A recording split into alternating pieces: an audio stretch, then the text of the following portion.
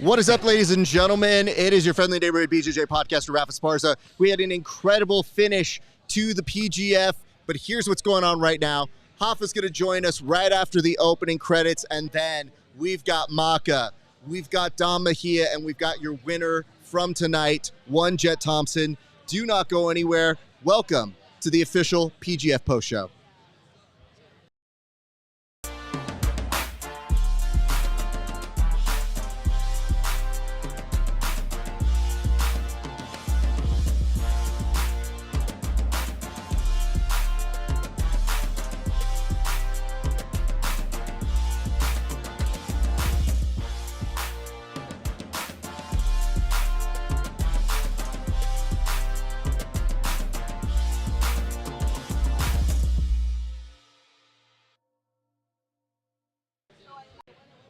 Ladies and gentlemen, welcome to the official post show.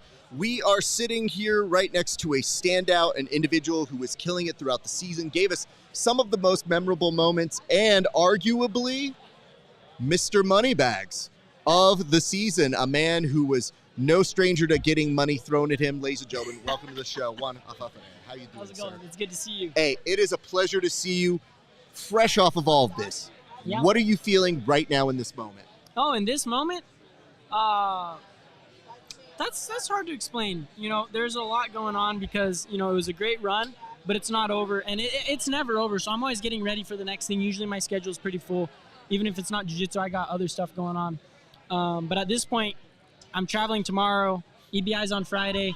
So kind of like, you know, still at war, you know, not really time to celebrate, not really time to rest, still pretty focused, and my focus is having a lot of fun all the time. So honestly, I mean, it's going to be different than other people. I'm enjoying life. I'm having fun. I'm having a blast. I always am, but still focused, still with intention, I guess, is what it would be. You know, I tend to, when I relax, I really let just whatever happen. Right now I'm focused. You know, I left here, I went straight home to eat. You know, I usually fast while I'm competing. So went straight home to eat, coming straight back. It's like work. This is like a job, you know, coming back. And then tomorrow, cold plunge, sauna, flying to Texas, got to eat again, big dinner before, you know, another day of fasting, and then we're back at it again. So having fun, having a blast, but focused. It's still razor sharp. I want to ask you about this process because there were so many times when I would walk by you and you had a position like in a warm-up area where you were on the ground. It's like you get in your meditation, you get in your breathing, and you get right. Like, how long does that process take and what does it involve? Yeah, so I really had a rigorous, you know, warm-up beginning routine. And then, you know, I've come across some different philosophies, like you don't ever need anything. So, I mean, I think everything's always within you, and searching outside of yourself is really an illusion. You know, if somebody convinces you you need something outside of what you have inside, I don't think that's true. You know, and that's what I've come to believe in my personal philosophy. So to this point, it can be a 2-minute warm-up or it can be an hour warm-up. But generally, here's what I like to do. I guess you could consider it like an art form. The same way I don't have to compete jiu-jitsu, right? It's just for fun. This warm-up is just for fun. It's just part of the experience. First, I like to, you know, kind of, how would you say it, settle everything, right? And I'll do this at home as well, especially if I feel, you know, we all get stuck on our phones. We all get lost sometimes, feel a little icky, I would say. And so I'll do the same thing. So I'll focus. I have a couple anchors, if you've ever heard of NLP. Usually, you know, good vibes. I'll tell everybody around me that I love them. You know, I really appreciate being here, get into a state of gratitude. Then I'll play some music just to kind of get into a more relaxed state. And then I'll do a breathing, Wim Hof breathing. I'm not sure if you've heard of Wim Hof, but it's about 30 breaths fully in as much as you can. And then you just let out what comes out. And that oxygenates your body. And I'll typically, in a competition day, do 5 rounds of that. And after about 30 to 50 breaths, you let it out, and you can hold your breath a surprisingly long time. I mean, with enough practice, I've held my breath for 2 minutes and 15 seconds That's impressive. With no air. And to me, that really just gets the body ready. You know, I feel very relaxed. It gets you into a deep state of focus. It is a form of meditation, the same way jiu-jitsu is. When you really get deep into the sport, you feel that focus that I'm talking about, right? And you feel that flow. So I love to do that to get into flow. And then right before my first match, I'll do a pretty intense warm-up. So I'll put some music. I have a few favorite songs. But really any music that just gets you amped up, whatever feels good, I think is what's important. And I'll just run and skip and jump. And, you know, that's a lot of the legs. So I tend to try to get my arms involved, shake it out. And then after that, I just listen to music and really get into the vibe of the music. And the most important thing is to not be attached. You know, sometimes you want to like finish the song or like you don't know if you need to take it out. Just don't be nervous. Just like get into that flow. And when you're ready to get on the mat, just keep that flow. You know, keep that energy going. So. Remarkable to hear. By the way, I don't know that you got to meet Tim. I know you were kind of talking with him off air. I know Tim had a few questions for you as well. Yeah. Speaking of getting into how you feel, can you kind of talk me through what was going through your head in your first match against Dominic Lobo? You guys both come out hot. Yeah. You're both dangerous. You both have all kinds of attacks you could throw at each other. You ended up in a nice exchange. You came out on the better side of the heel hook attack. Got the finish. But what are you telling yourself in those moments when you're slipping in between danger and attack and danger and attack? What's the mantra then? That's where I live. That's what I really live for, is to like get out of things and barely survive. That's what I love. I just started school, and you know, I'm still living at home, and so coming into the match, I've actually, you know, I kind of have really been in my own head on this last week, and that kind of didn't feel good. You know, putting pressure even on the PGF, you know, taking things way too seriously. So coming into the match, you know, I was trying to work with my mom, trying to get everything straight, and it, you know, kind of still that stuck feeling. I did all my rituals, and I knew that I was going to perform well. But when everything really clicked, you know, I did the work, I had the knowledge, I was ready to change and move on, you know, and be excited again, which is, I think, when I do my best work. And I think it's truly when anybody does their best work is when you're passionate about something. And the minute Dom threw up that triangle, I said, oh, man, like, this is what I live for. It's like a game of tag, you know, it's to be hunted. And the minute that happened, I was like, you'll never get me. And that's kind of been something I've said this whole season. The only reason Christos got me is because I didn't have time to think you'll never get me. He got me too fast, you know. But if you let me sit in there, I'll say you'll never get me. And that's, you know, to me, that's a win. I think, you know, if this guy can't catch me and I can get out, like I will slip. You can't hold me. And that's truly what I think. And I just think I live for this. And then I got out of that, and I got a catch on his heel, and I said, I don't know, this is kind of loose.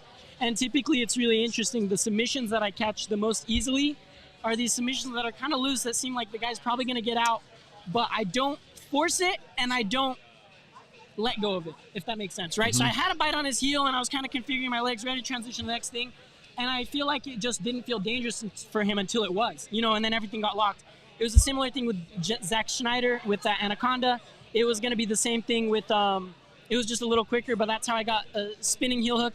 A lot of my submissions come from this kind of, you know, like it's just creeping up on you, and you just keep rolling the dice, and eventually everything's going to settle. Can you talk about, you know, so typically the PGF was a 1 week season. It got stretched out over multiple weeks.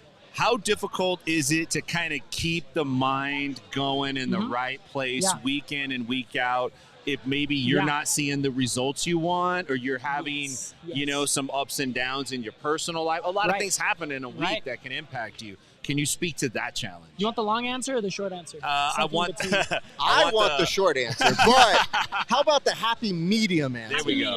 Yeah, man.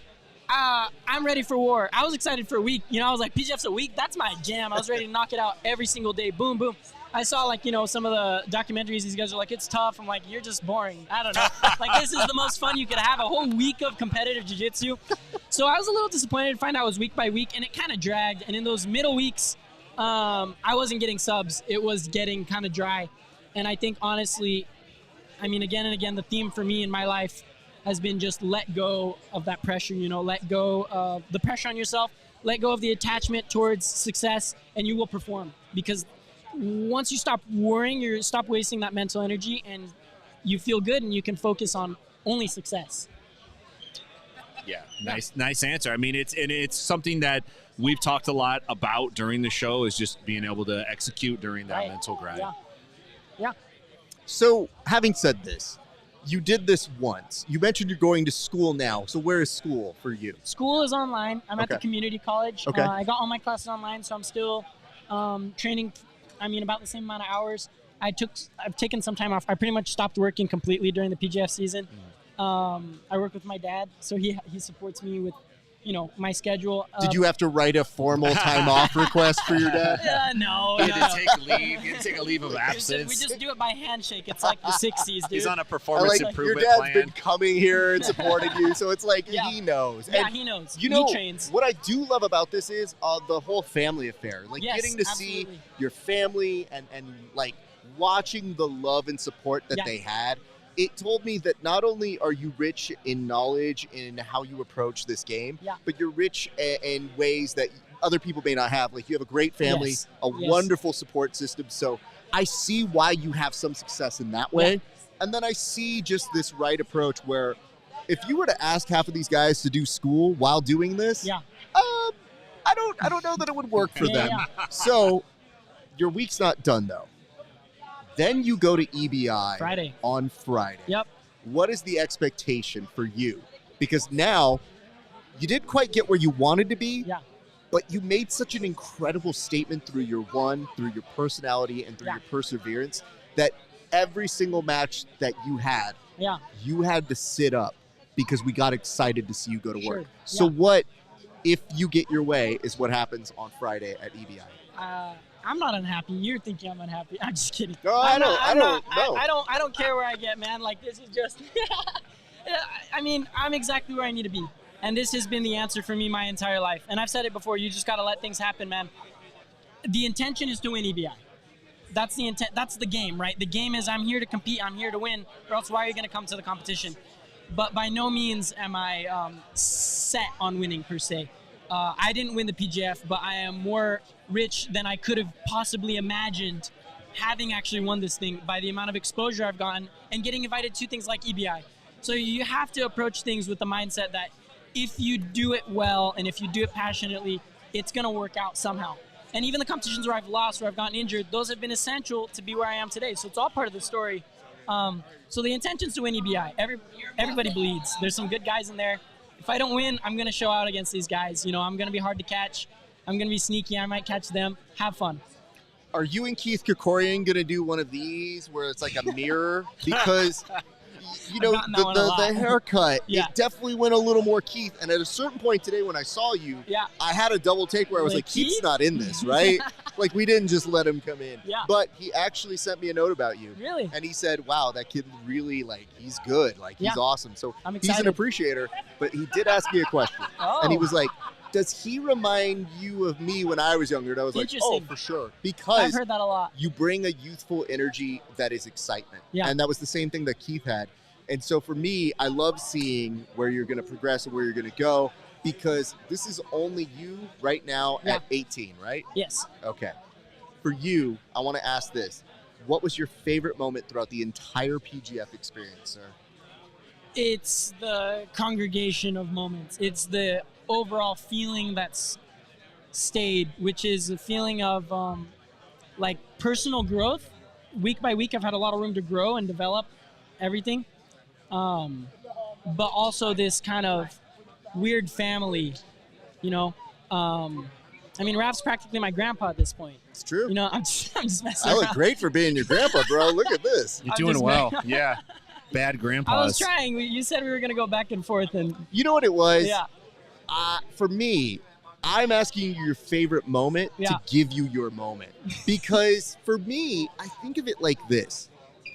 You were so fun and so buoyant that I don't want the last statement of the PGF to be like, and he's a child. Look at him. I was so captivated. Be and mature, I just thought, be mature. no, I just want to know. But you say it's this congregation of moments. You celebrate your 18th birthday here. Yeah. You got so many money bags. Yeah. You literally are not short on favorite moments, but I'm wondering if one sticks out just right in this moment. One single moment.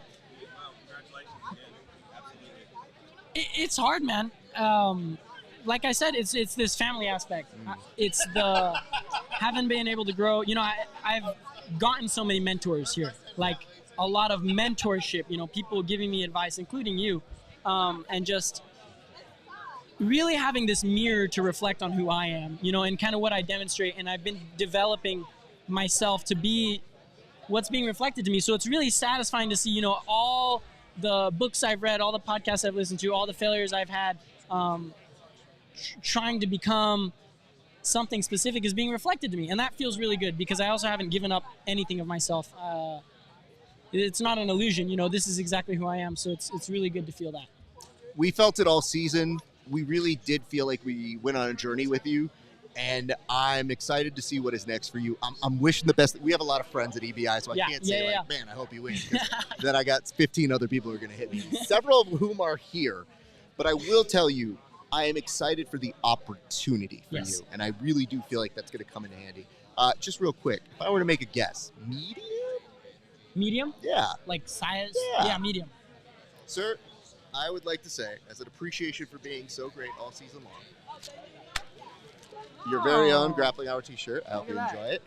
Enjoy yourself. Enjoy this. I'm going to give you that opportunity. That's your camera right there. Go ahead and give a shout out to anybody you'd like to, sir. Thank you to Damon Morgan. He has been my competitive coach. He has invested so many hours into me, and even when I'm away, he's on the phone, he's watching the matches, he's watching the other guys. He is, every time I go to a different gym and I train with other people, and then every success I have, the more I realize he really is a world-class coach. That guy, the way he thinks, the way he studies the game, I wouldn't rather any other coach. And then I'm grateful for Johnny and James. They pretty much helped raise me in that gym. I've been training since I was 5, and everybody else in that gym, everybody helps me. I said it again and again. Everybody helps me, and I'm so grateful for these amazing teammates that let me throw flying stuff on them. Throw flying arm bars and flying triangles. They're very good people, if that's the case. Rafa, let's let you get out of here. Thank you again for you so coming much. back. Thank you. So just so you were aware, this young man told me, he was like, oh man, I got to go eat, but I'll come back. And I thought that's a big thing of you, sir. Dude, let me shake your hand again, because we have heard that line so many times. Nobody ever comes back from the post-fight meal. You are indeed. Go enjoy your night. Thank you so much, guys. Have a good night. Thanks, man. Much love good to job. him. All right. We move on, and we have a next guest. So right now, well, we did lose her, so let's bring on Dom then. Oh, wait. Of course you can, sir. Take a seat, sir. Please. I'm my favorite. Good to see you, sir. Carlos, how are you, sir? Doing great, bro. Carlos Machado, how are you? Well, first of all, congratulations are in order. We saw you in a gi just a few seconds ago. How does it feel like to be inducted into a Jiu-Jitsu Hall of Fame here tonight, sir? Well, I'll tell you what. Brandon pulled one on me today. He did. So you didn't know this? The guy said, "Oh, come, to see the event, and Hoist will be there, but bring your gi." And last time I saw people with gi was Okan, Jack Glover, and some of the other guys, including Brandon, making photo shoots. Right. So okay, photo shoot. And then I'm there, and all of a sudden, wait a minute, red carpet, and then wait, we're gonna call you and stuff. And when they started saying, and then he started to say, when he said the word Hall of Fame, I said, oh, it's coming. It's humbling. Right. I'm humbled. But you should be in it. So, it makes sense to us. It's just, I know. Well, how do you think they're going to do it? Because at this point, it can't be a surprise to you because you, have been around, you've been influential. So I guess the question is, where do you feel about your place right now? Like, what do you feel inside having to reflect and give a speech and talk to these people? Like, what's going through your head right now? So, you're a student, you're an instructor, and then you become a mentor. And then eventually you become part of history. Yeah. So all those things. And I remember Hoist in 93 when we had the first UFC. I remember the first Gracies, and then the Machados tagging along in America, landing in LA. At that time, California is still the most beautiful place. But when you're in it in the beginning, you don't have perspective. And then you fast forward, 30, 40 years almost, and you look at PGF. You look at ADCC started first, and then the evolution. Now, it's not only the massive number of people that do jiu-jitsu, is the evolution of the art and the method in which they train. So, but I still believe you gotta look back. There's a beginning. There's the shoulders of giants that you climb from, and don't ever rest on your glory, because nowadays the evolution happens way faster. We reached critical mass. So all these guys who are winning today, they have to go back to their gyms and double down, because the reckoning will come. Absolutely. Tim, one of the things that you had mentioned is when you're coming up, it's kind of hard to know the perspective. You don't really know how you're going to look back on it 30 years later, 20 years later. At what moment, or was there a moment for you where you realized, hey, what I'm involved in, what I've grown up around, what seems normal to me, is actually becoming a really big deal? You mentioned coming to the United States and how big jiu-jitsu got through that. What was the moment when it kind of clicked in your head where you realized, like, this is really a big deal? Okay, so there's a couple of things here, okay? People always talk about numbers, all right? How many people we're able to reach, each of us, directly or indirectly, because you all have the lineage. You see Brandon has Eddie Bravo, Jean-Jacques. So we all kind of connected, the Gracies and us. And I mean, we all know where we came from. Yeah. We're always thankful and pay tribute to it deservedly.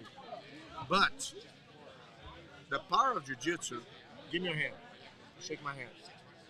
If I shake your hand and you come to my gym, I already changed your life and the life of your next generation just because of that event altogether. Okay? So now multiply that by the number of direct and indirect lineage of people that are doing the same thing. I call pay forward. You know what I'm saying? We're changing lives in a blessing way. Because I don't know you, but jiu-jitsu, when you start doing it, you start loving it. When you start doing it, you don't feel like you want to ever stop doing it. Yeah. You know? And there's a longevity factor. Look at the Masters and the Worlds these days with IBJJF. Yeah. How many more people are actually continuing to do? I mean, competition is one aspect of it. I think for PGF, it's not even, when I look at things, I always have an impression we're still in the beginning. The big wave hasn't yet come. Yeah, that's an interesting insight. What do you think that big wave is? What do you think is the catalyst to that? All right, so when you conciliate, because right now we have competition, lifestyle, you know, and all the different aspects of jiu-jitsu, kind of like gravitating. I think competition is a big one because for young people, if they don't have a focus or a goal, they're going to get in trouble, you know, and also the professional aspect of the league, like Professional Grappling Federation. Now I can also focus on something that's going to be productive in more ways than one. I'm going to get my sweat equity back in the end, right? But going back to your question, for me, because I'm no longer 20, I always look at those guys. I always think in terms of longevity. What's the formula? To be able to prepare, compete, then you have New Hope and all the different technology that works on the rehab, because you have guys nowadays that have an injured back, an injured knee. Yeah. You become a retired athlete and a member that won't be able to continue because your body. So I think there's a whole aspect here going on right now in the jiu-jitsu universe. I'm not going that far as creating a bionic jiu-jitsu man. Give it time. But, you can heal people, or the recovery part makes things so much more exciting. I think the rules, we have way less injuries in this past season compared to this one, you know. But anyhow, I'm kind of like so taken aback by the vibe, you know. I think all the instructors, they're really motivated. Like when Royce was there talking, I remember him fighting UFC 93, going 3 rounds in a row on the same night with all weights, all sizes, and you know, and then, you know, fast forward, UFC now is a professional MMA, biggest in the world. Now you have UFC BJJ coming in and cooperating. I mean, this is like, I don't know, it's like a volcano that's brewing. You know, I don't know what's going to come out of it, but I do know there's critical mass, and mainstream, they're going to get it. I think we're making inroads. We see so many different avenues to making this work, and obviously that's built off the foundation of people like you, and I feel like that's why it's well placed to put you in the Hall of Fame. I guess I should ask this. Who else should be in the Hall of Fame? Like, if you have your say right now, who do you think we should be inducting next? Well, I think there are quite a few, but the ones that are near me, my brothers for sure, and my cousins, like Rickson, for instance. Rickson, no question, no brainer. I think Rorion Gracie should be in the Hall of Fame because he's the one that had the vision that created the UFC when nothing was there, was against the law, it was banned in states. You know, we have quite a few. my cousin Hazel. He's like a guy that created such an immense stable of fighters, you know, with John Danaher and everybody else. I mean, everywhere you look, I think. But I do think that the Hall of Fame is not a job done. You know what I'm saying? Because we still have work to do. Yeah. I don't want to sit on my belt, my accolade, and think that I'm done already. Yeah. There's yet a lot more to do it. Well, you being here is indicative of that, because you helping this grow in your way goes a long way, because you see how it's life-changing for so much of this young talent. And that's what I see, and what I get so excited about is you get excited and enthusiastic about the future. And when you know, right before we chatted with you, we were talking with Raphael Ferreira. I was about to talk about him. And isn't he look, I love everybody the same, but that guy's my favorite. he was your favorite. Why was your He gave favorite? my heart since before, when I saw him in the first part of the season before the playoffs. Man, his personality is exuberant. Yeah. He fights from the heart, Yep. and he has a big heart. You know, not just as a fighter, but as a human. Yeah. You know, I love that kid. And just had some of the most exciting moments of the tournament. It was hard not to watch his matches. We told him you got up to watch See his his matches. drive? Yes. Like he was like on the lower end. The first match that you had today, Yep. the guy caught him in a triangle. He worked his way out. Then Yeah. eventually he pursued. He went and then got the break. Do you know how he said he got out of it? He said in his head, he said, "You're not going to catch me with this." And he said the only time he got caught this season was because he didn't give himself enough time to say that in his head. And so Yeah, this he kid's did mental say game that. He did say is that. high. Like, he has studied the greats. He is always reading and lurking, and he's a real scholar. So I'm excited to see what he does. But again, when you've been around, and we haven't been around as long, but we've been around long enough to see, like, man, the future is secure, and it feels good, and it feels good to loan what we all can. And a lot of that comes from your foundation. We thank you for coming here to give what you can, and I know how much the guys get every time excited when they see you. So we appreciate you, sir. My pleasure. Appreciate you. Shout out here to Once Upon a Coconut, the chocolate flavor. It's my demise right here, man. Dude, Stay away from this. So hold on. Can't even find You don't even understand this. This did not exist 2 weeks ago. This is only when you're a Hall of Famer do they have the chocolate for you. With Because the I went up variant. and I said, "Yo, do I'll you have come, chocolate?" but They're they're like, better. "No, we're all out." Yeah. So Okay. you got to be a Hall of Famer to get that. Heather did an amazing job. You know, Zoltan. I mean, everywhere you look around, you guys are amazing. Absolutely. Thank you, though. Well, Great. please Thanks, enjoy the brother. rest It's of an your honor. night. Thank Appreciate you, it. ladies My and gentlemen, the legend, the Hall of Famer right now, Carlos Machado, everybody. Thank you very much, sir. All right. Thanks, brother. Ladies and gents, we have so much more show left for you. We are going to bring on somebody who's wearing gold. Super stoked about this right now. Ladies and gentlemen, please welcome and give a big round of applause to Maka Vickers. Congratulations. Oh, my goodness. You know what's great is? The glow that you have with this belt. You're just like, oh, this thing? Oh, my goodness. What, this belt? First off, congratulations to you. What does it feel like to have this championship on your arm here tonight? Honestly, it is just a belt, but the representation of having a title from a prestigious organization like PGF, that's super special to me. And to be one of the first 145-pound women. That's right. And to have that pressure or that privilege to be the role model for those who are going to come after me.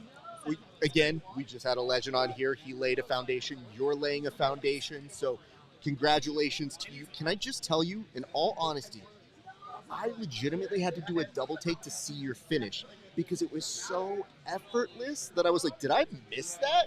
And I had to pull back on the stream and go, Yeah. oh my goodness. So walk us through your finish if you wouldn't mind. Yeah, of course. I'm just going to put the weight of this. Yeah, do you want to put it on the table? How can we help you here? Okay. How about you decide? It's like, no, I'm just going to hold it She's over like, my head. hold on. This look, I love this. Oh my goodness. Now we're in business. Let's do that. So walk us through the finish if you would be so kind. Yes. So Oh, I'm so sorry. Do you mind scooting up just a little bit? There we go. I started the match out. I wanted to be aggressive. I knew Ali was going to pull guard. I'm a pretty aggressive fighter myself, so I know most girls, they pull guard. I've been really working on being super aggressive out the door rather rather than like being slow pace.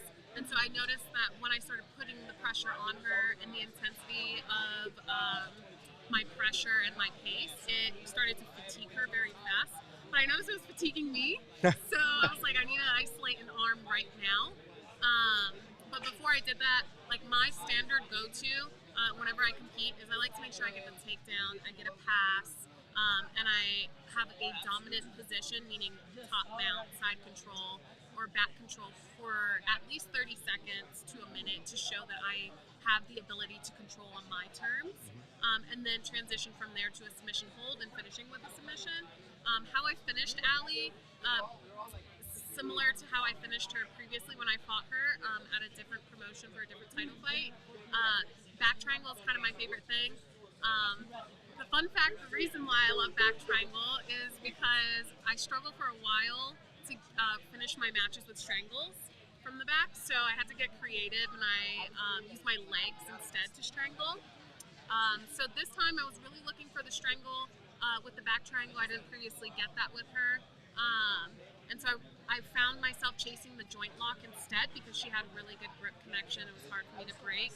But ultimately what led to submission was her being fatigued over time, and then it gave me a moment to transition to top mount, which I still couldn't separate her hands, so I decided to smother her in a very classy way. Very tasteful smother. Yes, I like smother her, and I'm like, okay, is she alive? But like, obviously You put a glove on first. Yeah, and I did it again, and I was like, okay, it's separating her hands. So I timed it well to where I could get her elbow at least at shoulder line, and then eventually slap on the back triangle. And I was chasing the Kimura and the Americana for a while, but I ultimately finished with the Kimura, I believe.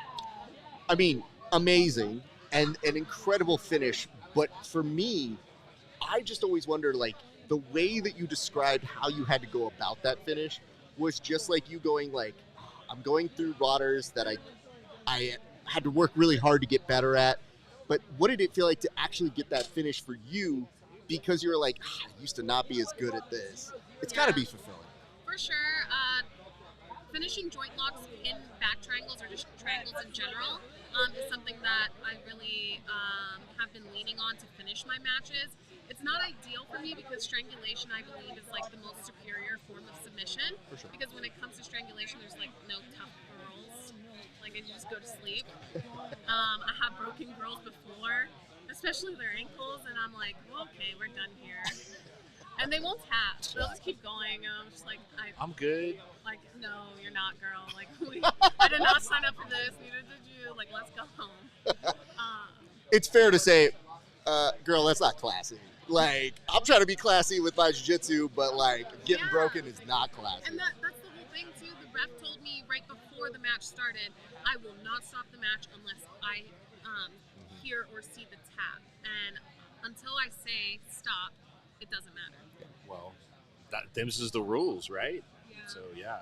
Can you talk about, was it a challenge or what was kind of going through your head? You mentioned that you had a previous match against Ali that you had won in 2024, and you're coming up to fight her again. It's for the PGF.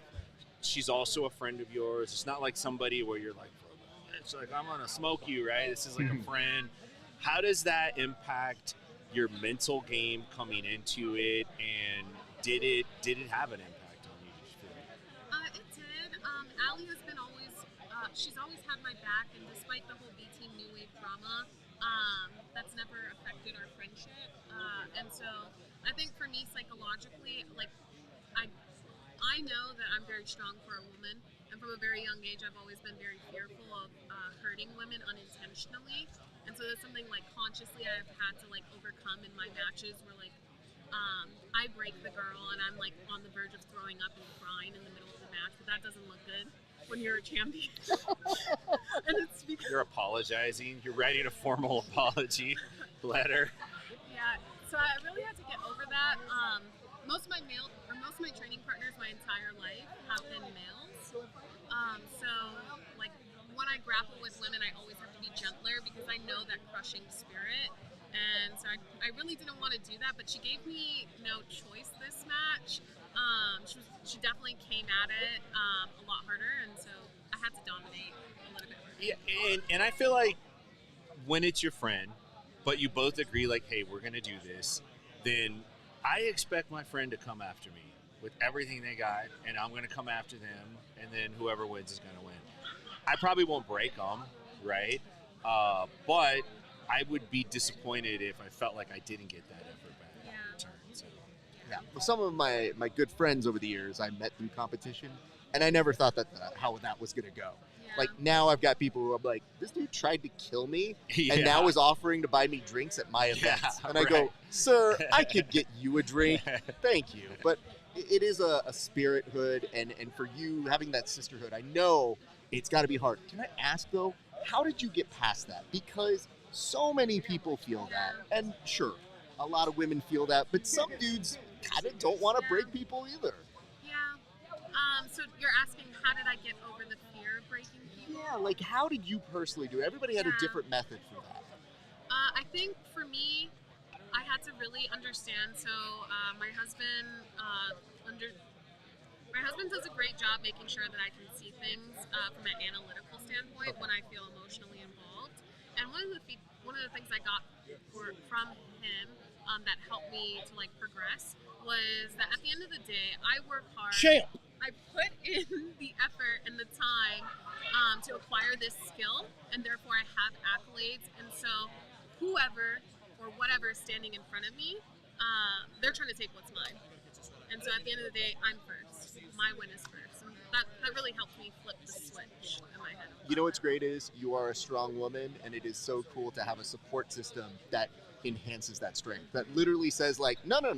You do work hard. You should expect that of Cobra yourself. Kai. Because I'll be honest with you, every so often my wife, when I come home, she'll just be like, don't let them forget who you are. And I'm like, thanks, babe. Like, that's a good, That's what's up. That's a good relationship. So that's amazing. All right, let's talk real things, though. Okay. How are we celebrating this? You celebrating at all? Are you allowing yourself some fun tonight? Not really. Okay. I'm competing again this weekend, and I have a lot more competitions coming up. This was my first professional match, and so I want to make sure. Thank you.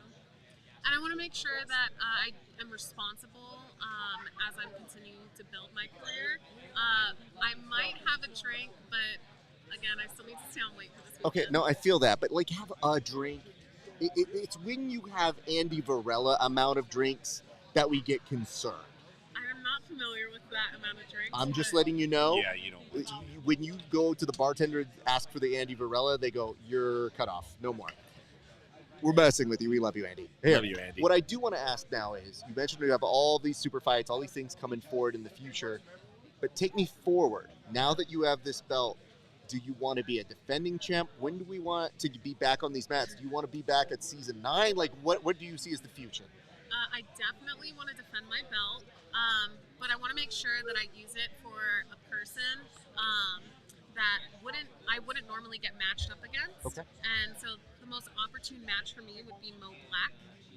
That's a great freaking. Oh, hold on. Ooh. She came with a bullet in the chamber and was like, Mo Black, where you at? Because I'm respectful. I never put myself first. I'll She's be like, honest with I got a name on you. I gotta be real. Mo is a friend, and I think that would be a fire match. Oh my goodness. But I definitely want time to prepare for that match. For sure. I think like what is most important for me is that I can use this to advocate for the most toughest, best match I can get, and win or lose, I'm learning. Well, you came out here, you gave us a great match. I thought that if this is your first professional match, the trajectory is going to go higher and higher, especially as you find more of your power. Consider us fans, consider the people online fans. You killed it out here. I would love for you to look at that camera right there and tell the people where they can follow you, shout out any of your team or your sponsors that you just want to thank for this incredible performance here today. I will. Thank you so much for that opportunity. Okay, so I'd like to first thank my sponsor, Black Triangle. They've been my longest standing sponsor. They provide G10 blades. If you're not familiar, it's a non-metallic blade, meaning that like if you find yourself in a situation where you can't bring any weapons. You can hide it or conceal it on your person and be prepared. It's a shank. Maybe. For some, it's a life or death tool. Right. So, I would also like to thank my teammates at Kingsway and my teammates at Coastal Jiu-Jitsu, where I first started my jiu-jitsu journey. Nestor, James, and Mike Paulson, thank you so much. And then I'd also like to thank myself. Hey, she's right. Absolutely. Good job. That's I love right. that one. Nice. But, yeah, I mean, I put a lot of hard work. I make a lot of silent sacrifices. And I think that's something to talk about as a woman in Jiu-Jitsu rising is, like, a lot of us, we have husbands. A lot of us, we have full-time jobs. But we are still expected to train and handle our stuff just as the boys do. And I think that is, like, the most challenging part about it. And if we can continue to show up for ourselves and show up with a higher standard, we can elevate the sport of Jiu-Jitsu. Absolutely. And I mean, if they give the great finishes that you do and will continue to do, I think you're going to continue to elevate the sport. I just want to say thank you very much. I don't know if this is the right size. Are you small or are you a medium? Small. Small? Consider this a gift. Thank you. Congratulations. Big, big congrats to you. And please go enjoy your night. You did incredibly well, Thank and you. we're so thankful for your time. Thank you. Nice job. Ladies and gentlemen, Thank you. Maka Vickers, everybody. Oh my goodness. The champ escapes. With a call out. It's so beautiful. you know what though? Do that you more made our often. day. I love that. And You- the best part is, Perfect. I know Mo, and Mo's like, okay. Okay, funny thing. All right, so I actually was supposed to win. I competed in the 135-pound main character bracket, where the winner of that bracket goes to fight Mo Black. I lost first round. I was expected to at least make it to finals. I was so bummed because all I cared about was fighting Mo Black that I introduced myself to her after the match. I was like, "Hi, I'm Maka. I have a 135-pound Enigma belt. I would love to fight you." And she was just kind of like,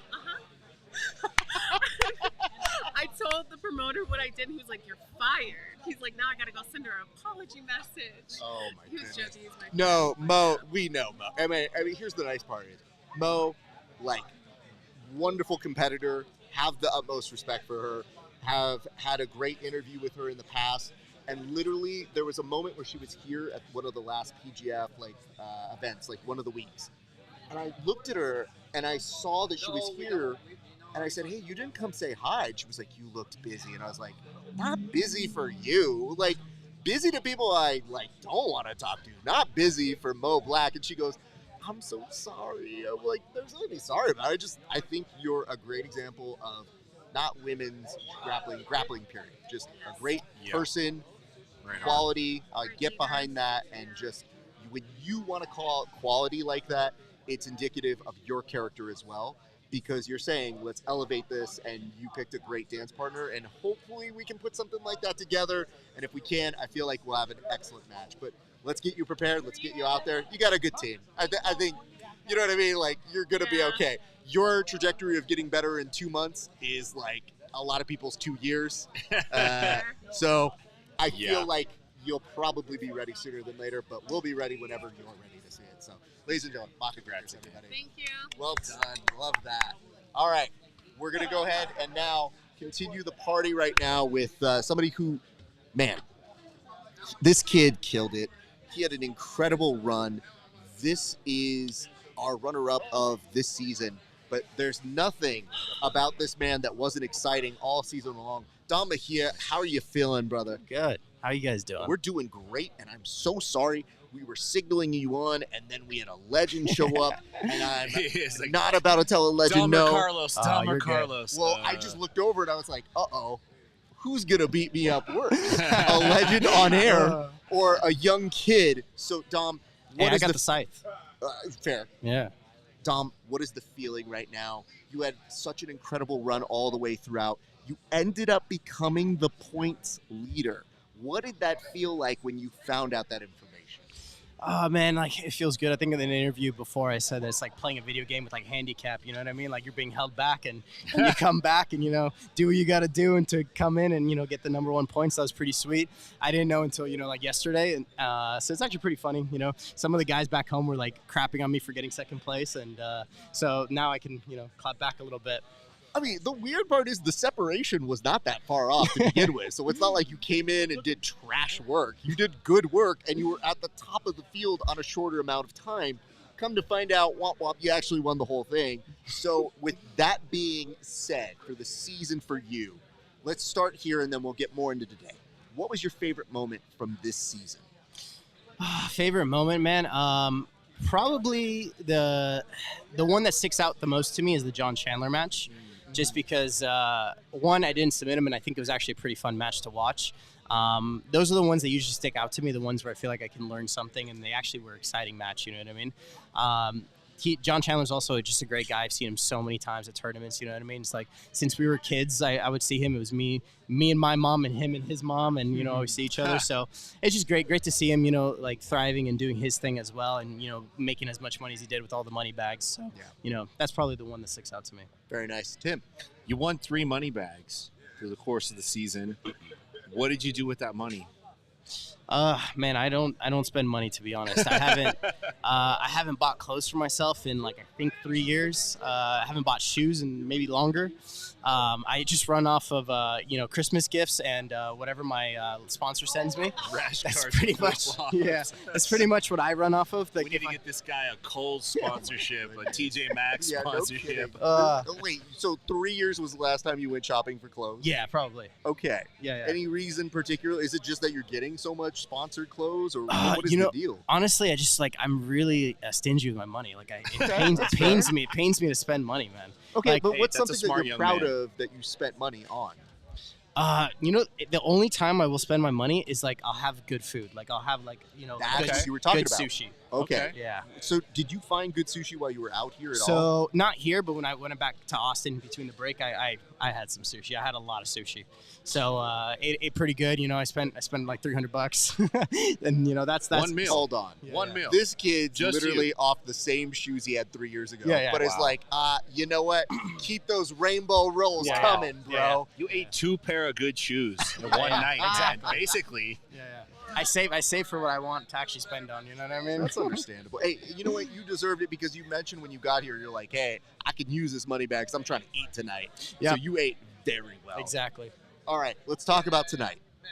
What did you feel about tonight? Like, I know there's a lot of mix of emotions, but, like, top to bottom, what are you taking away from this experience just from tonight? Yeah, today's actually the first time I've felt anxious for a tournament since maybe like 2 years ago for like East Coast trials. I usually don't get anxious for tournaments anymore. Today was the first time I got anxious because I knew Jett was going to be a tough match, and that's the one I was kind of worried about. But I honestly felt good once I warmed up. I felt good. All the aching injuries I was worried about, or, you know, feeling a little tired or whatever, kind of like went away once I warm up, and that's how usually it is. So I felt good for the Brady match. I felt good for, you know, against him. He's such a cool dude too. I hope his knee's okay. And then, you know, had to fight Hoffa, which I knew was going to be a tough match. But I knew that it was going to be pretty tough for him to submit me, and then I knew the EBI overtime was going to go into my favor. Well, let's go to this first, because it felt like you versus Hoffa was the best 155 division versus the best 170 division. Because there was a size difference. Yeah, and it was kind of weird where I was like, all right, we're going to pick the small guy on the left and the big guy on the right, because Derek and Jett are both big boys. And yet, there's a certain sort of amazingness of seeing the difference in body types and still thinking, shit, that's going to be a compelling final match between you and Jett. And I was enthralled. I loved it. Audience was very tense the entire way. Did you feel that tenseness in the audience? To be honest, I don't really pay attention to the audience when I'm competing. Everything, I'm just focused on whoever's coaching me and then, you know, actually doing the match. I knew Jett was going to be tough. He's much heavier than me. He's not. I think this is the only time he's going to fight 155 ever again. You know what I mean? I hope to God that's true. But yeah, he's a big guy. You know, I knew it was going to be a tough match, and it's kind of the combination of the whole season kind of got me together. Jett doing amazing, me doing great as well, and kind of reaching to the final peak. I've seen Jett around. I told him after that, I respect Jett so much. I've been on like quintet teams with him. I've been on so many like events with him that, you know, I really respect Jett. And out of there's a couple people on the whole kind of roster that I really respect. You know what I mean? Of course, my teammates Christos and Landon. I really respect Hoffa. Like, I think he's going to be a big thing in a few years, and Jett as well. You know what I mean? Those are the guys that, like, I know no matter what, those are going to be hard matches, and those are people that I really respect. Can you talk about the challenge, or if there was a challenge, going from the team format where you're going out almost like a dual meet style? If there's no sub, it's a draw, you move on, versus now you're in the playoffs, now there's an overtime. Kind of like EBI, not exactly EBI, right? You're stuck to the back position. There's fairly aggressive stalling penalties. Did that change your approach going from the team matches into the individual playoffs? The only thing that really changed for me was how hard I was hunting for a choke. That's the only difference that I made. Like today, I didn't care if it was a choke or a break or whatever it was going to be. For the season, I was really particular on forcing chokes, and I think you kind of saw my game plan change today. Before, I was really focused on pinning them and crushing them going through, and you saw that again a little bit with Jett, because I didn't really want to play too far into his leg locks. But on the previous matches, I really didn't mind whether I got a leg lock, a choke, whatever it was, and I wasn't picky. That's probably going to be the biggest change. Training wise, we did a lot of EBI, and that was probably the main difference training wise. But honestly, the biggest thing was the lack of emphasis on the choke. And I don't know if you had a chance to watch Jett's match when he was going up against Raphael, which was a heated exchange, right? It went the full distance, super difficult match. If you saw that, did you have any kind of feeling like, okay, hey, Jett might have burned through a lot of his gas tank in that match against Raphael? Maybe you'll get a little bit of an easier Jett Thompson. It didn't appear that you did, but did that thought cross your mind at all? I mean, you always hope for the person you're going to fight has the most exhausting match possible. I mean, you know what I mean? It just about, right? I had a pretty tiring match with Hoffa as well, so I didn't think it was going to be too different. I think if he submitted Derek very quickly, and then it would have been a bigger like a discrepancy, or the other way around. So I think at the end of the day, it kind of equaled out, because I had a pretty active match with Hoffa and everything like that, and I think eventually it equaled out. I think maybe Jett was a little more tired, and wasn't as strong as he might have been. Because to be honest, he didn't feel crazy strong. I think he was going to feel stronger. Though his length was, the big issue for me when he locked the body triangle at the end. That was the issue. I felt like it was how long his legs were. It's pretty hard to unravel his body triangle. My ribs are going to be hurting tomorrow for sure. But I think if he didn't fight Derek, he might have been a little stronger. And he might have pulled me in a little quicker, and I would have to defend harder.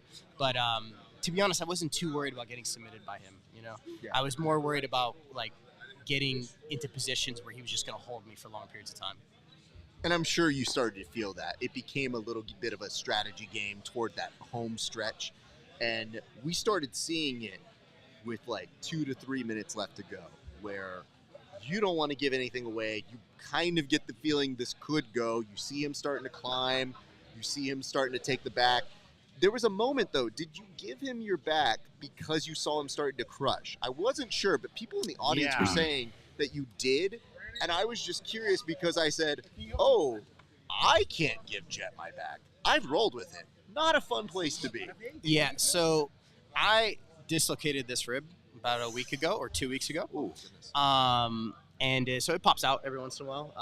During the Hoffa match, it popped out as well. But he went for the Silvio stretch type. Silvio crush or whatever they're calling Kosovo. Yeah, the Kosovo. There we go, yeah. Kosovo crush. He was kind of doing that thing, and honestly, I was like, I'm not gonna eat that. I just take my back. I'd rather do that. I honestly, like I said, I felt like he wasn't gonna submit me on the back. Hold me, yes, but submit me, I wasn't too worried about it. I'd rather just protect my rib, and that's what I try to do. What an incredible decision, because even with a body triangle, that still can't feel great on your rib. So you were still eating it, but less in that position if you had stayed there. So that makes a lot more sense. Because I don't know, the weird part is when people start yelling out like, he gave him his back, I was like, I think there's a reason for that. I just don't know what it is.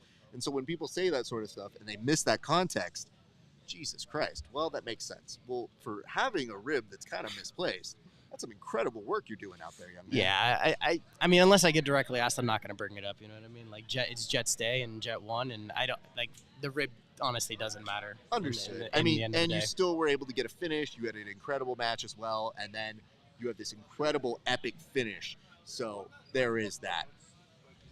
I'm going to assume trials are what's coming up next. But is there anything that's happening before trials or that you see happening for you in the near future? I might do a couple team tournaments. There's some people that are asking me to do some team tournaments, for a little bit of cash here and there.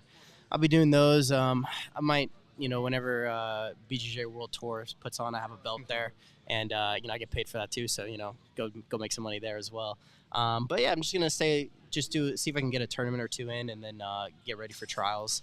I'm not super into like ring rust or mat rust or whatever like that. I feel like when I show up, I'm gonna show up how I should. So I'm not like super incredibly like worried about getting a match or whatever. I just like keeping my name out there, and try to be active. I have some contracts that are gonna get renegotiated soon. So the more I can put my name out there, the more I can do things. You know what I mean? The greater benefit for me.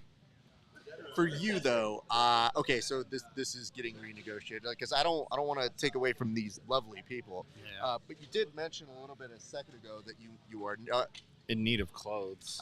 Look at this. Of clothing.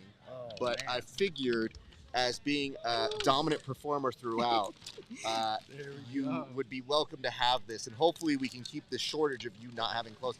And again, listen, we love them, but just want to say, this instead of that. Love you, Level Black. Me instead of them. Love them. They sell enough. Anyway, I just want to point this out. Of course. I hope you understand. You were one of our favorite people to watch this season. You came in, you made a difference and an impact. And bang for buck, they were doing the stats on you.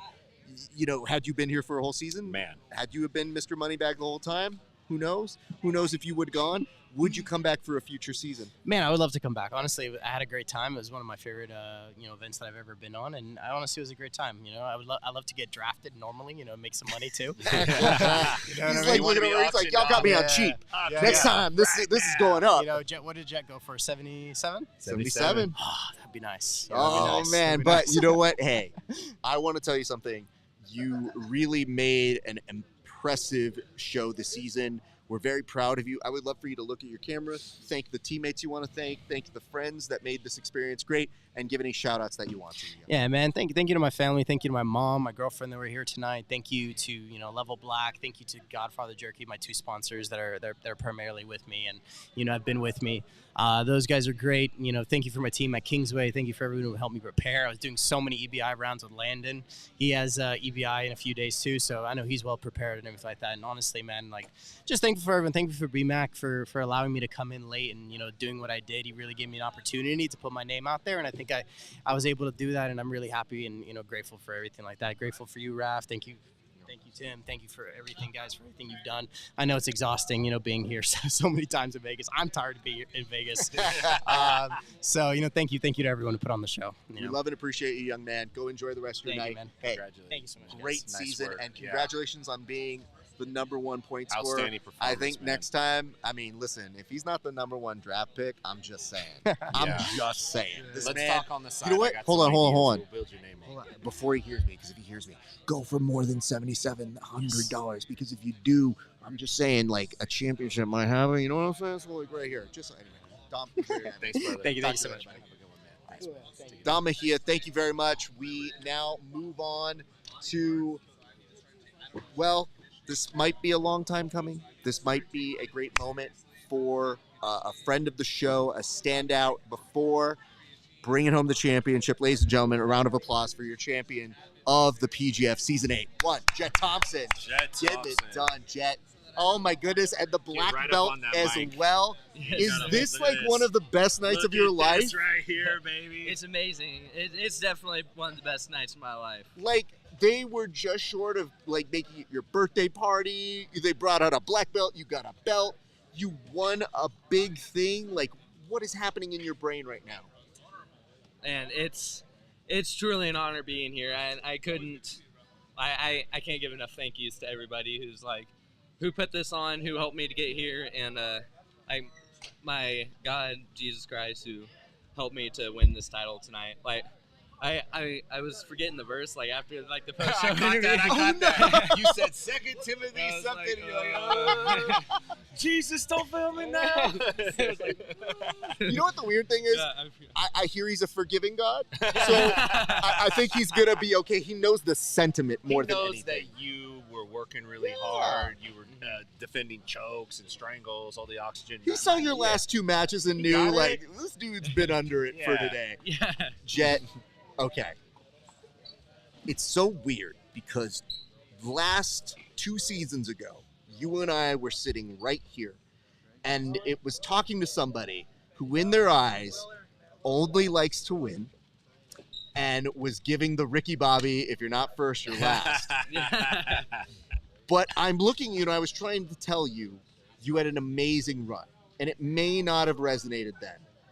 Does it resonate now? And how does it feel to make good on what you wanted back in season 6? It feels amazing. Like, are you talking about like my run in season 6? Like or? becoming a runner-up and being young, but this incredible star who hits the stage, and then not getting what you really set out to do, but then coming here and fulfilling that and making good and seeing the reality happen for you.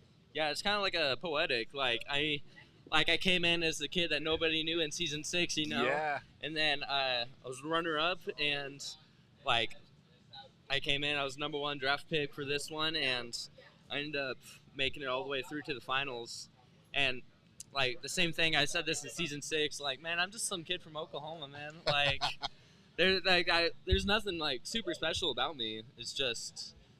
I would say there's a few things that are special about you, Jett. I'm just like a kid from Oklahoma that likes to work hard at what he does. You're effing Jett Thompson, man. Dude, like, that's right. you know what it is? You have now etched your name in our halls. So you're not just a kid from Oklahoma, you're a champ. And that's going to seep in as it gets a little bit more further away from it all, because we can see that picture.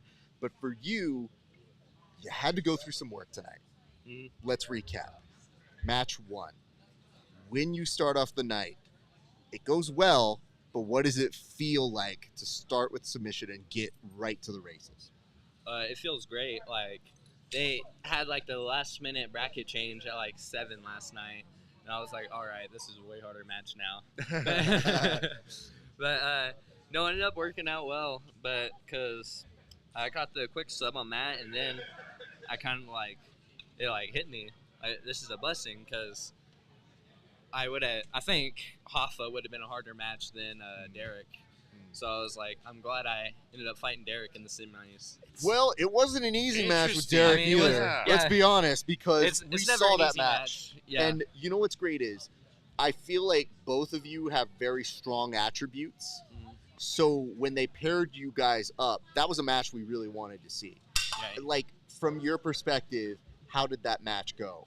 I mean, that match was just, it was the battle of the rednecks, you know? Like, she was the best. Okies are better. Arkies are better. Okies are better. Hey, Arkies are better. Oklahoma has the best rednecks. I think that's what we learned tonight. I have such appreciation for both of you young men. I've known him since he was like 15. I mean, Landon cut a video of me interviewing him when he was a child after EBI. But cut me out, Landon. Very rude. Not cool. Just, show the people I've been around. I know talent. And what happened in that particular match, in our perspective, was we saw you go to work and you had a sizable threat, but one that you seemed to negate, but it was tense. And a lot of it for us on the audience might have been one of the best matches of the entire PGF Season 8 run. For you, what do you think was the difference maker that ended up getting you to go advance? I think, even with, same thing with Dom, I kind of felt him give up in, like, the overtime, you know? Like, I can feel it, like, both of them, like, the first overtime was, like, that was really hard to hold on to, both of them. But then the second overtime, it was like, all right, this is pretty easy. And then the third one, it was, I mean, they kind of just, like, limp noodled. They weren't doing as much. So I think I just kind of, like, outpaced them at the overtime, and I outdogged them. You know?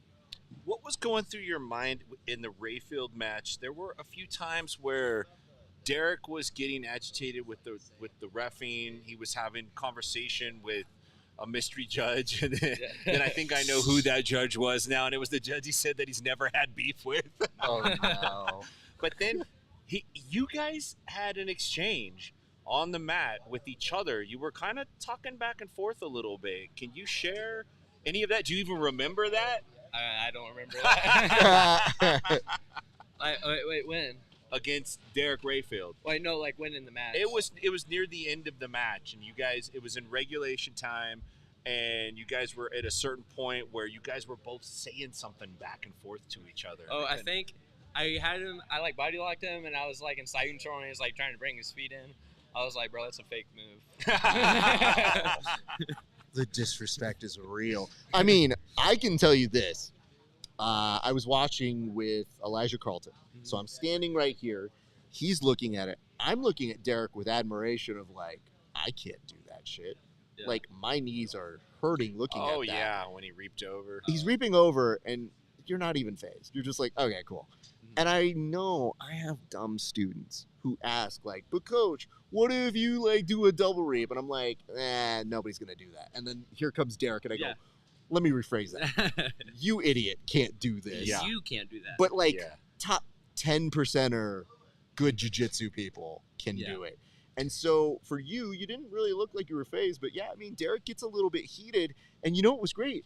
You just kind of stay the line. So are you talking back to him? Because even you saying that's a fake move is, like, kind of funny to us. Yeah. But I don't know if it registers as trash talk back in your perspective.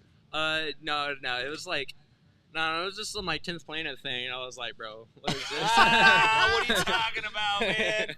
That's amazing. What thought went through your head towards the end where, you know, on appearance, if you just watch it, it looks like Rayfield tried to smack you, but I really believe he was going for an aggressive collar tie, and you kind of ducked out from underneath it, and he whiffed on it.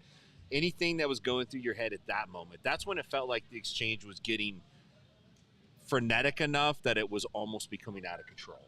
No, nothing really. It was just like part of it.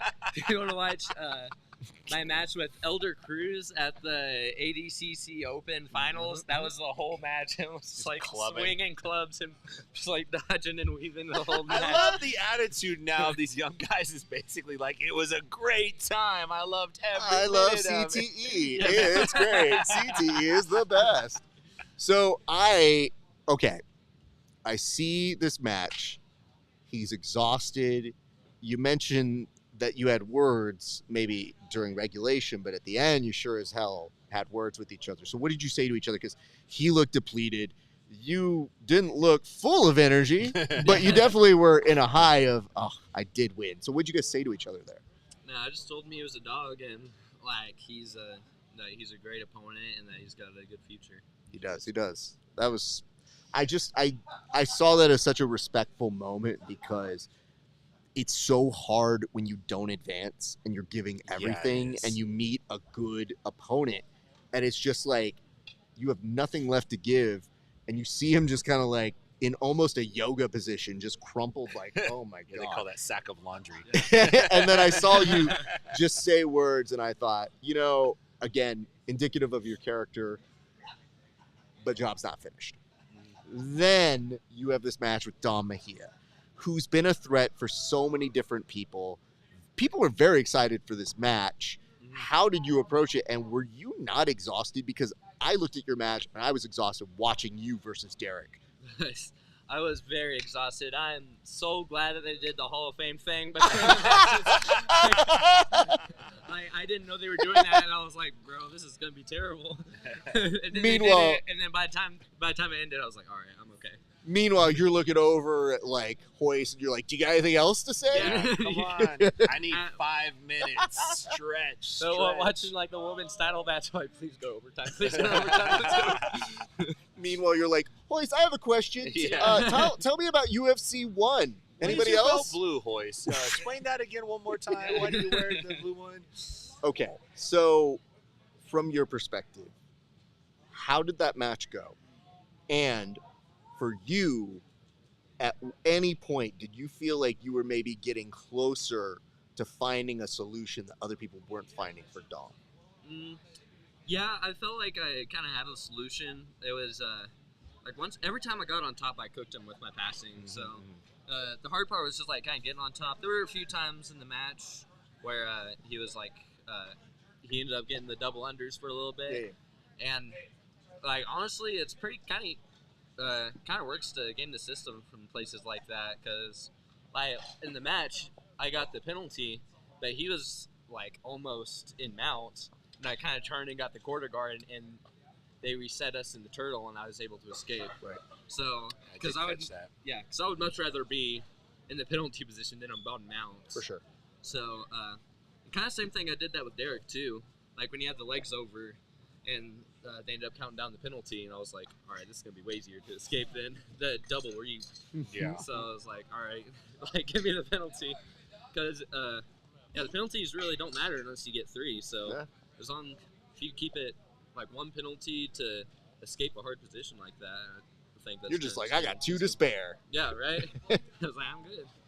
Okay. The match goes. It's tense. It's coming down to overtime. But we mentioned the poeticness of it. You've been there before. And especially when you were like a Wolverine on Andy Varela the last time you were there. What got you to make this one work? Like, what made it this time that you were able to win that maybe last time? Did you come with something new that you learned? Did you just know how to stay calm? What was the mechanism you took away? And I think just the heart out there, you know, because like I said, I think I won because Dom and Raphael, I mean, don't get me wrong, they were like pushing pretty hard, but I think I was, I think I had a lot more in me in the moment and a lot more heart pushing towards the, not really the finish, but the holding of the position. So I kind of just was able to ride him out the whole time. Can I tell you from a perspective of somebody who saw you at season 6, this feels good. This feels good to see. And we left Dom, so don't.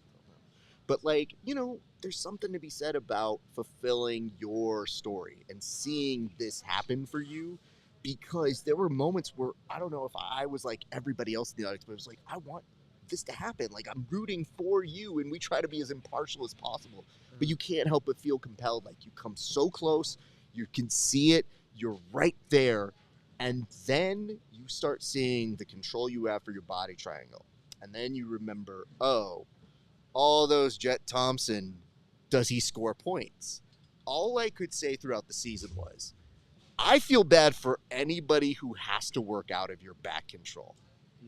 And lo and behold, that was the difference maker. Once again here today was a composed, do your job, get it done. And that felt good to see for you, because we've seen you be young and now into this experienced guy who people are afraid of. So at any point, though, did you feel when people were like, he's not worth that much money?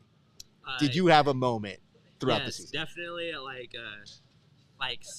not season 2, week 2. It was like, I was like pretty down that week. It was my second week. I got like the 2 points from dropping out the third match. But yeah, that wasn't a great week. But you know, I came back on week 3. I got 2 DQs and choke, and I just kept getting better every week. And then last week I won. You know, there's something to be said about just being in your lane and staying consistent. And obviously this is part of it. We haven't even gotten to the black belt. So for you, black belts are a culmination and the beginning of a new chapter. How would you summarize that first chapter of your book up until you got this black belt? I mean, that's great. I definitely was not expecting it at all. I saw your coach pull it out. And I was like, oh no, he's going to get a black belt right now. Yeah, that was awesome. Yeah, it was definitely crazy. I mean, that's like kind of like before, like when you were a kid, you know, and before like you really start watching jiu-jitsu and really set your goals on, like for me at least, tournaments and stuff. It was like, I want to be a black belt. I want to be a black belt. I mean, that's kind of like what every kid strives for, and it's really cool to be that, like, like 7, 8 years later, you know. Well, what an incredible night for you. You have this championship belt. It feels like one chapter ends there, too. What does the next chapter for Jett Thompson look like, sir? Not 155. We know that. Yeah. And you know what? Honestly, Never again. we need to have a chat about this now. Yeah. Because it felt like the right side of the bracket was picking the best 170er to take on the best 155er. Actually, yeah. Yeah, uh-huh. That's And a you know what good it point. felt like? It That's felt what I like love we about were Jett. putting a super fight together, like a super match that was like the UFC, whatever, they would have somebody move up a division for a Yeah. weight belt. Yeah. Because I was looking at it and go, naturally, this feels like these big boys are picking on these small boys. I mean, it's Dom Mejia, so Yeah, I mean- whatever. And it's Hoffa, Yeah. who's literally, if you break his limb, he's just going to grow one back, so he's fine. Yeah. But it did feel like there were so many narratives, so many crazy moments. And for us, it felt like this great series that you couldn't turn off. So we were very happy for you, and we love the fact that you got to shine on the haters who were just figuring out, they're like, when's he going to score? And honestly, let's be very real. Egg beat people in fantasy. We're not going to talk about it too much, but really, he just picked you. Yeah. That's it. Your fantasy scores were off the The charts. fantasy scores were incredible, Yeah. but like, Egg didn't do any work. You did all the work. Yeah. So you should be able to go to Egg and be like, hey, I need some money. I need some of that. Exactly. I'm gonna have to do that. There we go. We don't I like actually make that. any money, but I I like want him to take money from Egg if we Yeah. can make that happen. So, Jett, what happens next? What's the next chapter for you, sir? I guess I got UFC BJJ and I got ACC trials coming up. I got a bunch of stuff on my radar, and now that I won this, hopefully I got some more stuff on my radar. You coming back? You're not 155. We've cleared that up, but you coming back to us again? I hope so. Okay. Because I know the New Hope Kings, for the team, it didn't fully go the way I'm sure they wanted it to go. But I feel like you guys lucked out in ways that the other teams didn't get. You had an incredible team. You know, it was like so heartwarming to see Travis Thomas, who was your whole, like, your guy this whole time, literally there coaching you all the way to the finish. And I thought, like, dude, that is so cool to see. That ownership from a GM care so much that he's like, nah, let's see this through. So I love seeing that, and I love see Kevin have your back. It was incredible to watch for that. So very proud of you. Let's do this. That is your camera right there, sir. Thank the people. Tell the people, whoever helped you make this happen, that thank your sponsors. It's all yours. Do it. Hey, thank you to everybody who's helped me get here. Thank you to my parents, to my coaches, to PGF, to everybody who's helped me get here. Go buy my instructional on BJJ Fanatics and my new instructional that will be releasing tomorrow Ooh. on Patreon, Closed Guard Back Takes. Hold on. You have a new instructional ready to drop. Nice. Hold I on. love it, This Jett. kid literally knew he was going to win tonight and was Playing just the like, game, my oh, man. I'm going to drop a new instructional as I win this championship belt. Profesh. Oh, yeah. Profesh. He's not done making I it. like this Jett Thompson here, Yeah, baby. professional. 10,000 wasn't enough. I need a He's little been bit more. corrupted. Jett, you set a new standard here this year, and we're very happy for you. I'd be remiss if I didn't say you didn't deserve just a little care package from Thank your you. pal here. Very much love and appreciate you, young man. And I have to say, you know, when we talk about family here, you had your family with New Hope. You were essentially family for the PGF. It's been wonderful to grow with you. We feel like older brothers that get to see this young kid go out there and kill it. So your Theos are very proud of you. And congratulations, young man. Hey, Go thank enjoy you your so night, much. sir. Nice job. Thank you so Ladies much. and gentlemen, the Thank you, winner of the guys. Good work. PGF Season 8, Jett Thompson, everybody. Big round of applause. Look at go. this guy. He's like, I got a goodie I know. bag, I got a black He's belt. like, I keep getting shit all I got night a long. championship belt. Yeah, I got Wow. a sword. Oh, that's right. You got a sword, Got a too. sword. That was a bad choice. I don't know And if you got giving the cut. kid They sword. cut me with the sword. Oh, did they? Oh, Wait, put that no. back up again. They- Oh, you got him. The first thing they Eakin, did is they Eakin gave me the strikes sword. again. and I had the coconut Eakin is water. a menace. Weapons I'm telling you. are he a choked bad me. choice for, like, dumb grown-ups who play pajama fight. Yeah. Terrible choices. Yeah. They should have gave us dull swords. That 100% should have had the sheath on. Harry Potter wands. Jett, Jett, have a great congrats, rest of your night. We love you, Thank you, brother. guys. We'll see you later. All right, ladies and gentlemen, Jett Thompson. allow us to go ahead and close things on out here for you guys. This is, Tim, this has been incredible. This has been really fun to see. I think we should just start getting to last impressions. Like, where are you mentally? How did you feel about this? Do you feel like, what do you feel like right now, I guess is the question, from all of this crazy insanity, Tim? I feel really good, and I'm happy for Jett Thompson. You know, and you said earlier we're trying not to be partial. Of course, some of these guys, you know, you've trained with, you've known over the years, and Jett is one of these guys who came in young. He came in as a kid to PGF Season 6, went on a terrific run, took Andy Varela all the way to the last minute, barely lost, and Varela's a beast, especially for a kid. I don't even know if he was 18 years old. We can't prove it. I think his dad had to sign a waiver just to get him in. He had to be taken out of school in order to be brought to the PGF. He comes back. It's Season 8, goes #1 in the draft, gets off to a slowish start. Admittedly, from him, says tonight, like, yeah, it kind of bugged me, but has the mental toughness and fortitude to drive forward and the self-confidence that he's going to see it through, ends up taking home the belt. Touched by that, man. Super stoked for Jett Thompson. Super stoked for these young guys. I think if anything, what Season 8 proved is you don't need to be a star to become a star. And the PGF has become a terrific platform for jiu-jitsu athletes to showcase not just what they can do on the mats, but what they can do off the mat. So it's been a great, great Season 8, man. Great stuff has happened. I feel like someone's shouting out my name, but I don't know if they're calling me out directly. I don't know that it's yours, and I want to point this out. I feel like there's jiu-jitsu happening behind us, as if there wasn't enough jiu-jitsu happening throughout the week that has been here. It's Plaster versus Samson. Battle of the cameraman. Actually not a super good match. Yeah. Can I just say this? I feel like we told a lot of stories here. We had a lot of insane moments. But is there anything that sticks out to you from this season, Tim? You know, you got different experiences. You were watching a lot from home. You were here for draft day like I was. But then you got to experience it all from the comfort of your home or while you were watching at your gym. Do you have any favorite moments from this season, sir? You know, I love the subs. I loved watching Derek Rayfield come in on week 2 and start crushing individuals right out of the gate. Derek came in and made a huge impact to his team. Dominic Mejia came in and made a huge impact to his team.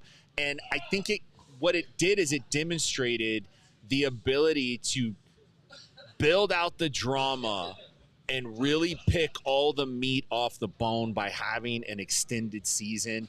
We saw the coaches play a much bigger role in the success of their teams. Everybody had great stuff to say about Drysdale. Hanato Canuto and his wife, Raquel, are here constantly. You hear them working with their athletes, advocating for their athletes. Andy Varela was here. He had Coach Casey Halstead in his corner. Mika was here. These guys are all putting in a very strong effort, and I think this season was the one where I really saw the coaches play a big difference. So I would say that was one of my main takeaways, man. And overall, it's a great event, Raph. Tim, we had an incredible series of moments here today as I look like Bigfoot about to die. I have to tell you this. Like, my experience here in person, getting to know a lot of these young gentlemen has been incredible. You know, we've hoped to be a fun and good influence, and we mentioned the family atmosphere, and we had so many family members telling us, as we're insulting their children, we love the show. And I thought, thank God, because there's a very bad alternate. We did have a lot of parent interaction. A ton, maybe slightly too much, because, again, it's when the parents say, like, hey, go after my kid, that I go, how far? Yeah, right. It's all fun and games until someone has tears in their eyes. But I want to say this. I'm going to give you the chance to go ahead and close things on up here, Tim, from your perspective.